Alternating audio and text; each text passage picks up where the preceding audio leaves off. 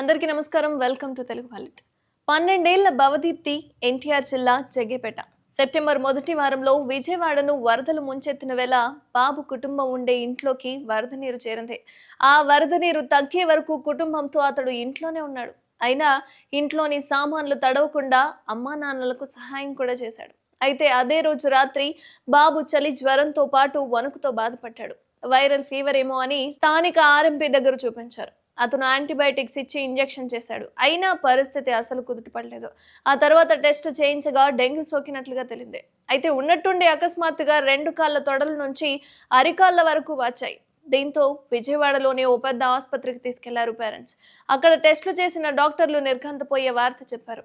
వారి కుమారుడికి అత్యంత అరుదైన నెక్రోటైజింగ్ ఫాసిఐటిస్ వ్యాధి సోకినట్లుగా తెలియడంతో ఆ తల్లిదండ్రుల ఆవేదన అంతా ఇంత కాదు.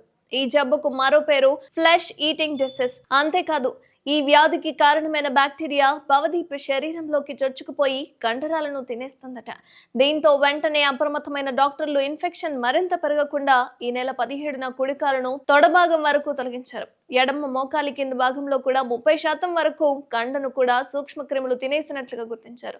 అయితే మామూలుగా ఈ వ్యాధి షుగర్ ఉన్న వారిలో మాత్రమే ఎక్కువగా వస్తుందట. కానీ ఎటువంటి గాయాలు లేకుండానే భవదీప్ శరీరంలోకి ప్రమాదకరమైన బ్యాక్టీరియా ఎలా వెళ్ళిందన్న విషయం డాక్టర్లకు కూడా అంతుచిక్కడం లేదు.